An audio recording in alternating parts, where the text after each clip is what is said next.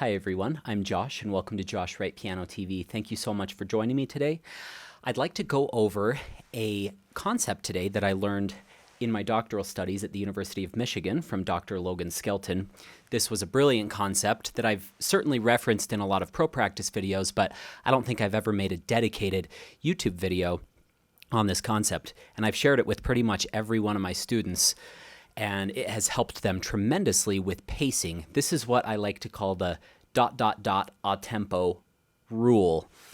So again, all credit goes to Dr. Logan Skelton for teaching me this, but I think some people intuitively do this concept. They execute the passages in this manner, but once you draw mental focus to it and you consciously do it, I think it can help your pacing even more. So even if you're very artistically or musically gifted in interpretation and in shaping things and pacing your tempos, anytime you see a retard and then an a tempo following it, with the exception of drastically changing the texture, like, oh, we're jumping from this very slow, melancholy passage to this bright, cute, fast, light passage. We wouldn't do this concept there, but anytime we're just slowing down and then coming back to a tempo, this will help you a lot. So at least it's helped me and every student I've ever showed it to. So pretty good track record, and coming from one of the best teachers in the country, Dr. Logan Skelton. So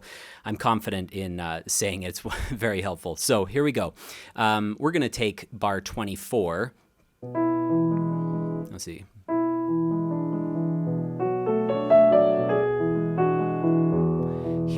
So in 24, starting here, he has a retard.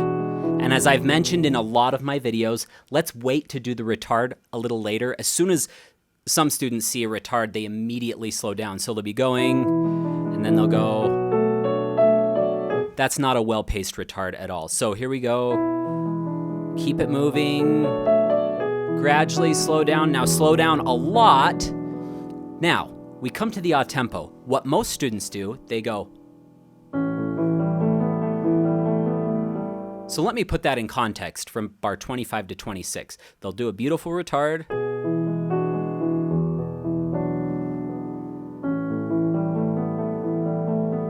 And they'll do the a tempo. Now that doesn't sound horrendous or anything. That sounds okay. But it suddenly jumps back into tempo. And it can be a little bit jarring, especially on a retard that might be even more drawn out than this. This is a fairly short one, but what we're going to do instead is we're going to get to the a tempo more gradually. So that's why he always said ... a tempo, as if we're waiting and then the a tempo is achieved. A true a tempo is achieved maybe 4 notes later, or possibly even 2 or 3 beats later. It depends on the passage, and that is going to be a judgment call on your part. You can't say, what's the rule? Is it 1 beat after? Is it 2 beats after? It will depend on the passage and the character of the passage. So if you're in a really fast texture, you might recover the tempo really quickly. If you're in a more slow, pondering, or mysterious, or searching, or nostalgic passage, you might recover the tempo a bit slower. I think those latter adjectives cover this passage quite nicely. So take your time. See, so if I just take my time, then I'm recovered. I'm recovered somewhere in beat 2 of that measure. So somewhere in there. So we're in 4/4 time here, and these are in triplets. So 1, 2, 3, 4, 5, 6, 1, 2, 3, 4. And then by the third beat, I want to be established. Another mistake students can make is they start doing this new concept of ... a tempo, and then they'll actually accelerate beyond what their previous tempo is. So be very careful about that. But this just smooths the edges. I like to think of immediately recovering at the a tempo as being maybe a hardened edge in a sculpture that doesn't look quite right.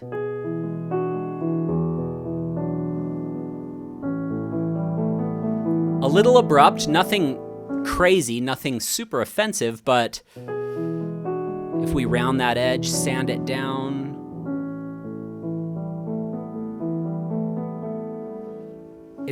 It's much more convincing, and it just provides an uninterrupted flow of emotion. Like this pushing and pulling feels much more natural. It's not pulling, and then you snap the rubber band and it flings back to a tempo.